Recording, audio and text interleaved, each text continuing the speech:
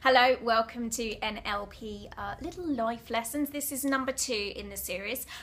What I want to share with you today is it's about kind of recognizing where you're at, acknowledging it, and then just letting it go so that you can move on. One of the things that I think sometimes people misinterpret about personal development tools such as NLP is that when you recognize that there's a problem, you should instantly overcome it and fix it. And there are techniques within NLP that work really fast and do bring about almost instant results for us.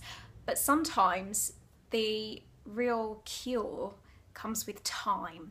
And when we can accept that actually sometimes repair and recovery takes a little bit of time, we can allow ourselves to go through that process much more naturally so that we're more robust against it when it shows up again in the future.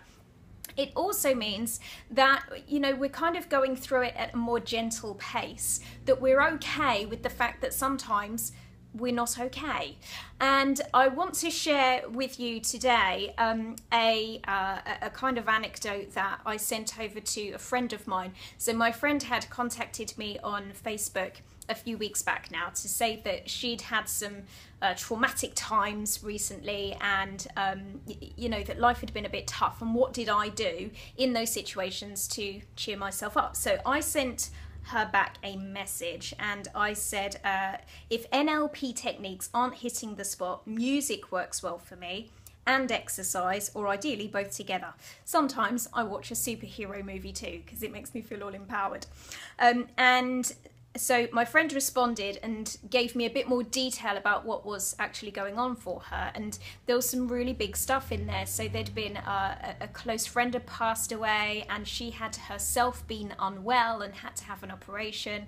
So in those situations, we can't necessarily apply an NLP technique and go, oh, I feel perfect now, because it's not appropriate. If someone close to you has died, then you have to go through a process to overcome that, and that process will take time. It's not necessarily going to be the case, unless, perhaps you're a bit more flippant about it, that as a result of losing someone close to you, you can do a technique and then feel great again and be completely back to normal, because that's unrealistic. So I slightly changed my response and my suggestion, and gave a more anecdotal, metaphorical response. So I said, don't beat yourself up about it. There's no rush with all that's happening. You can expect to feel a bit weathered as a result. I got this spot on my chin a couple of weeks ago and it would not go. It turned out to be an ingrown in hair, like a bearded lady. Attractive. Anyway, yesterday it got so big I named it Roy. Now, just for your information, Roy actually had his own Twitter feed for a couple of days as well. That's how significant Roy was in my life. Then it exploded. And now I'm left with a scab. As much as I'm glad it's over with Roy, I'd like the scab to disappear because it's not a great feature for my face.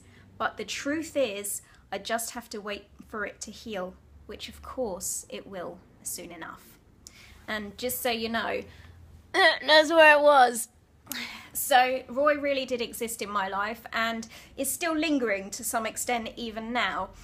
But knowing that through time, things will get better can actually be really reassuring, and can also allow us to let go of the fact that these things are going on in and around our lives and to our lives, and that if we just wait and focus our attention on other things in the meantime, eventually it will all settle down and the scabby things will start to disappear.